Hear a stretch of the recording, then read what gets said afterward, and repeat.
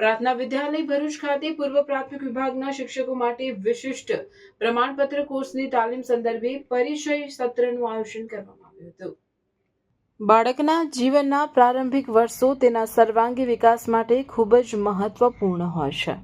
શિક્ષકો આધુનિક શિક્ષણ પદ્ધતિઓ, બાળક કેન્દ્રિત અભિગમ અને લર્નિંગ થ્રુ પ્લે જેવા અભિગમથી માહિતગાર થાય તે હેતુસર children's research university, Gandhinagar, Dakshinamurti Vidyarthi Bhavan, Bhavnagar તથા આદિત્ય એકેડમી ભરૂચના સંયુક્ત સહયોગથી પ્રાર્થના વિદ્યાલય ભરૂચ ખાતે પૂર્વ પ્રાથમિક વિભાગના શિક્ષકો માટે વિશિષ્ટ પ્રમાણપત્ર કોર્સની તાલીમ સંદર્ભે પરિચય સત્રનું આયોજન કરવામાં આવ્યું હતું।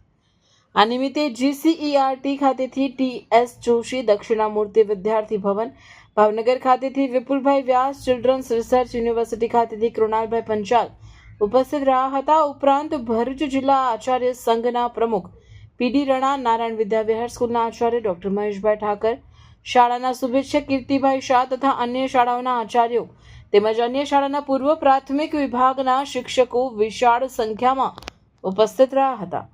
શાળાના મેનેજિંગ ટ્રસ્ટી ડોક્ટર જિગ્નેશભાઈ પટેલ દ્વારા પ્રાસંગિક ઉદ્બોધનમાં પંચકોશ આધારિત શિક્ષણ થકી બાળકોનું સંવર્ધન કરવા વિશે માહિતી આપી હતી।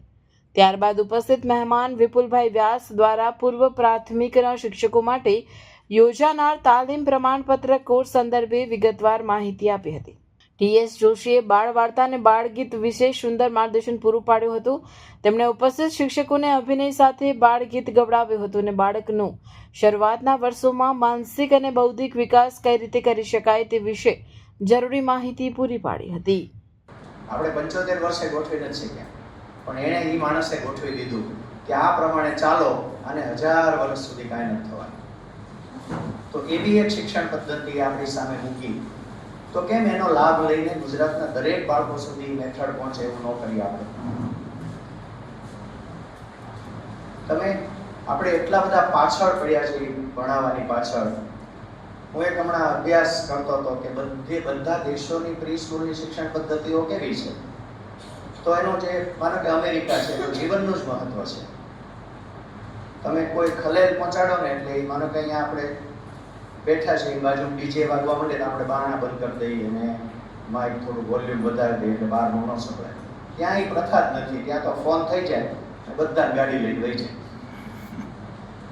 એટલે જીવનમાં ખલેલ પહોંચાડવાનું નહીં, તો એની બાલ્યાવસ્થામાં જેના બાળકો છે એમાં જીવનનું જ મહત્વ તમને દેખાય। એટલી સાર સંભાળ લેવામાં આવે, એનું ફર્નિચર, એની દિવાલો બધી બાળકોના જીવનને નુકસાન ન થાય એવું તમને અમેરિકાના પ્રી સ્કૂલમાં જોવા મળે। તમે ઇઝરાયલ જાઓ તો ત્યાં પાણીની તંગી છે તો એ પ્રમાણે જોવા મળે। તમે જાપાનમાં જાઓ તો તકનીકી કામ પહેલેથી શીખવવાનું આવે, એટલે પેચ્યા ને પકડ ને પાના ને બધું પડી એવા પ્રકારના સાધનોની વ્યવસ્થા, એમ બધે જુદું જુદું જોવા મળે। ભારતમાં તમે કહો ભરૂચમાં 15 બાળ મંદિર હોય ને તો 15-15ની મેથડ અલગ હોય। ગુજરાત રાજ્યની 53,000 આંગણવાડી છે તો અભ્યાસક્રમ તૈયાર થયેલો છે તો એ બધે જુદું ચાલતું હોય, કેમ હજી ગોઠવાણું નહીં?